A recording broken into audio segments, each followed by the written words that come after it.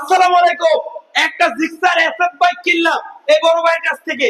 ভাই, এসএফ গাড়িটা কি অবস্থায় আছে এবং কত টাকা কিনলাম বিস্তারিত জানবো ভাইয়ের মুখে। তো জানার আগে শুনে নেই বাইকের কন্ডিশন। আসসালামু আলাইকুম। ওয়ালাইকুম সালাম। ভালো আছেন ভাই ভালো আছে, আপনি আপনার নাম কি ভাইয়া? ফরহাদ। ফরহাদ ভাই, বাসা কোথায় ভাইজান?